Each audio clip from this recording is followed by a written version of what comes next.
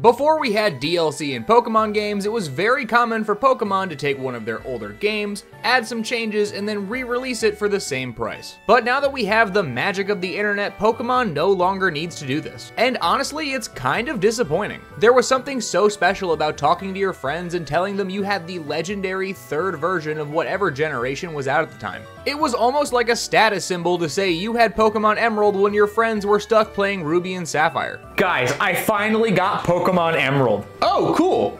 Beat him up and take his wallet. So today we're looking at every third version of a Pokemon region and seeing if they are the premier way to play.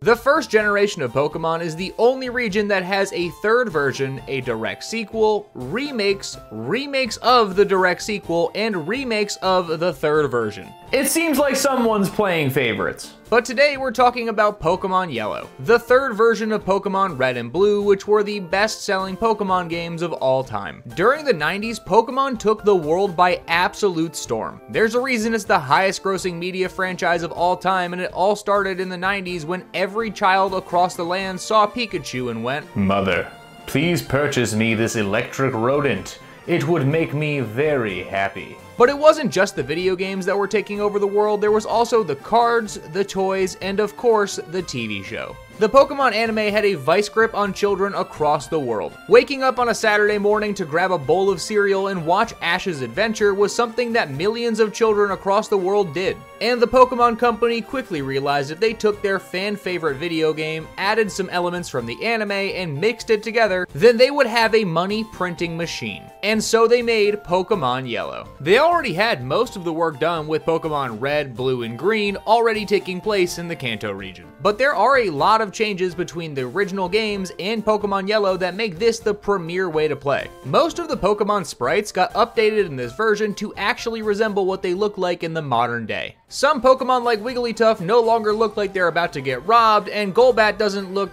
horrifying. I seriously don't know who designed this and thought this was okay to release. They also filled this game with references to the Pokemon series, because every child wanted to be Ash Ketchum and this was the easiest way to make it possible. They replaced some trainers around the map with some teams that you'd recognize from the anime. They also added the fan favorite Jessie and James from the Pokemon anime into the game. And though they don't serve as much of a challenge, it is great to see these characters in a full Pokemon game. They made some changes to the available Pokemon in the game, like getting rid of Pikachu from the overworld because you already have one. And though that means you can't get a Raichu in this game, I don't know if anyone's really complained about that. I'm sure I can't be the only one who tried to evolve their Pikachu in this game, but I never went out looking for another one to evolve it that way. They changed a bunch of in-game trades, making Bulbasaur, Charmander, and Squirtle available in the game, so you were no longer forced to trade with friends if you wanted to get all 3 starter Pokemon. And they even took some of the Pokemon that were only available through in-game trades in Red and Blue, like Farfetch'd and Lickitung, and made them appear in the wild. And of course, the change that I think everybody bought this game for is that you could walk with your Pikachu. The only option for a starter Pokemon you have in the beginning of the game is Pikachu. Luckily, you can still get all 3 other starter Pokemon, but even if I couldn't, I would still get to walk around with this little guy, so I can't really complain. Instead of making a counter pick, your rival Blue will pick an Eevee, but not only is it cool that he's picking something that doesn't hard counter you, depending on how you fare in the first 2 battles with him in the game, he will evolve his Eevee into a different form. In your first battle, if you lose to him, he'll evolve into a Vaporeon. If you beat him in the first battle and then lose or skip the second battle, it will evolve into a Flareon. And if you beat him in both the first and the second battle, it'll evolve into a Jolteon. So this was the first time you could get an advantage over your rival in a Pokemon game. Red and Blue are incredibly classic games, but if I ever want to go back and play the original Pokemon games, 9 out of 10 times I'm reaching for Pokemon Yellow. And it's not just because I love the Pokemon anime. I genuinely think this is one of the best ways to play Gen 1 of all time. I would rather play this than the remakes Let's Go Eevee and Pikachu. Now I'm willing to admit it could be the nostalgic charm, or they could have just made the modern games too easy, but in my opinion, Yellow is a better game than Red and Blue. But Nintendo saw how profitable this could be and quickly realized they could do this for every generation going forward. And when they made their second generation of games, they had to make a third version of that with Pokémon Crystal.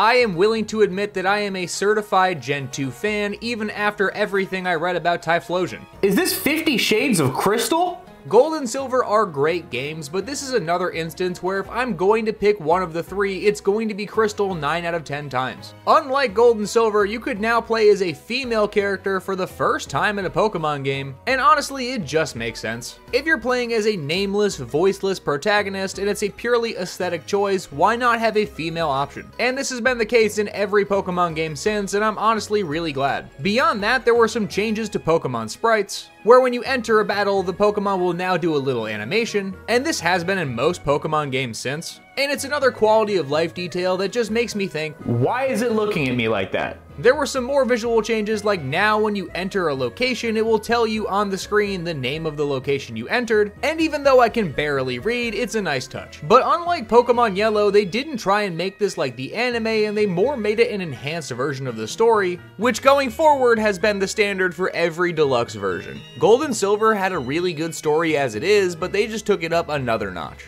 There's a new reoccurring character in the story named Yusin, whose only goal is to hunt down Suicune, who, if you couldn't tell by the cover of this game, plays a much bigger role in the story. And there were some other changes, like getting a free Dratini if you answer questions right in the Dragon Gym, the Burn Tower actually looking burned, and the Bellsprout statues in the Sprout Tower are now beige instead of gold. This is a tragedy on par with Pompeii. Of course, there were so many more changes that made this the premier version, but to me, what made Crystal better than Gold and Silver is that they took something that people already loved and added more to it to make it a better version without sacrificing anything that already existed. This was the first real Pokémon Deluxe Edition because they didn't make this to capitalize on the anime. Instead, they made the anime capitalize on this. Pokémon Forever was a Pokémon movie that came out in 2001 after the release of Pokémon Crystal in 2000, and Suicune played a massive role in that movie. It's like they decided to do the exact opposite of what they did with Pokémon Yellow, and instead of basing their games on the anime, base their anime off the games. But if you had to pick one of these three games to play, Pokémon Crystal is the definitive choice.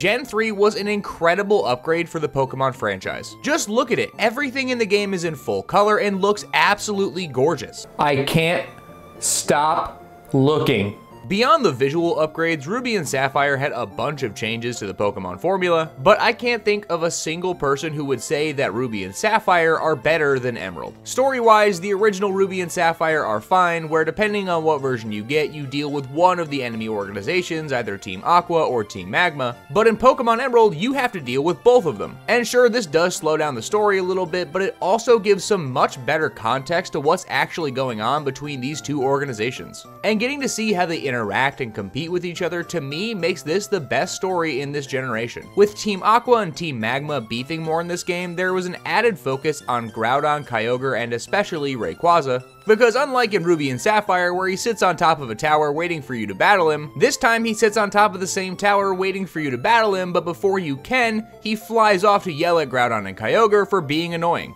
Peak cinema. There was also a lot of minor changes to the game that I really like. Of course, in Ruby and Sapphire, Brendan and May are gonna wear red or blue depending on that version, but in Emerald, they wear green. I always really liked this subtle change in Gen 3. And I know that we have character customization now, but in Gens 4 and 5, I really wish they did something like this. Professor Birch is being chased by a Zigzagoon in this game instead of a Poochyena, and at the start of the game when you're moving in, instead of having Machokes move boxes, you have Vigoroths, which just makes sense considering your dad is a normal type gym leader and uses this Pokemon. Instead of Pokemon contests taking place in 4 different locations on the map, they all got moved to one town, and in their place they have battle tents, which honestly I like a lot better. I like how they didn't get rid of Pokemon contests completely because I really do enjoy them, but having them all condensed into one location just makes more sense to me. And battle tents are fine. They're entirely optional and you don't need to do them at all, but they do add more replayability and they're pretty fun. It's like getting a sample of the Battle Frontier before you get there. And speaking of that, they changed the post-game entirely and they now have the Battle Frontier, which is a great addition. They hype it up throughout the entire game with Scott coming around at random times. And I get the Battle Frontier might not be for everyone, but in my opinion, it's way better than the Battle Tower was. So honestly, I see it as an overall upgrade. There was a change with the champion champion and gym leaders, where the 8th gym leader is now Juan and the former gym leader Wallace is now the champion of the Pokemon League. And honestly, I don't love that change because Steven Stone is one of my favorite Pokemon champions, but you still can battle him in this game, which makes it fine by me. But again, I think Pokemon Emerald is another clear upgrade from the original. In my opinion, there's not really a reason to play Ruby and Sapphire when Emerald, Omega Ruby, and Alpha Sapphire exist, and that's also kind of the case with Generation 4.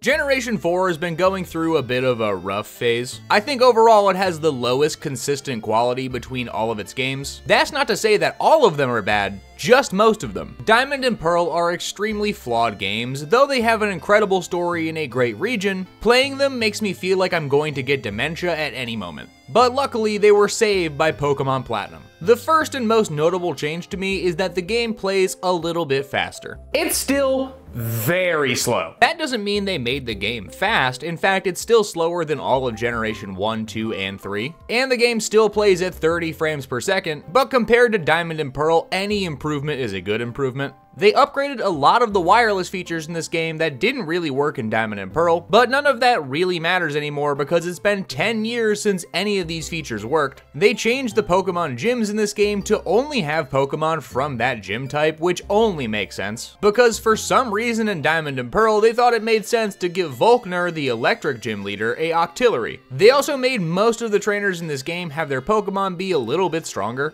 except for the Pokemon League, who for some reason had most of their Pokemon's levels lowered. They had a much better balanced selection of Pokemon, meaning that there was more than 2 fire types, and they added new forms for a few Pokemon like Rotom and Giratina. Rotom could now turn into one of 5 forms, being based off of different electrical appliances, and Giratina now had his origin form, which is just so much cooler, because who needs legs when you can just fly around? But in my opinion, the biggest thing they changed about Platinum was the story. The entire story flows so much better with a lot of minor and major changes that took the Sinnoh region from being just alright to being one of the best. You meet Cyrus so much earlier in the game at Lake Verity, which is an extremely subtle but great change. Meeting him so early makes it so when you fight him later in the game, it feels so much more impactful. You're also no longer jumped by Starly at Lake Verity. Professor Rowan just gives you a Pokemon, which I do like to a certain capacity because you're no longer stealing a Pokemon, but it also removes a lot of the stakes, and it was the first Pokemon game to really show what happens if you wander around in the Pokemon world without a Pokemon. Team Galactic as an organization feels much more villainous in this game, and you get a lot more context about their plan and why they're doing what they're doing. They're not just blowing up the Great Marsh because they feel like it, there's a method to their madness. Let's blow up a lake.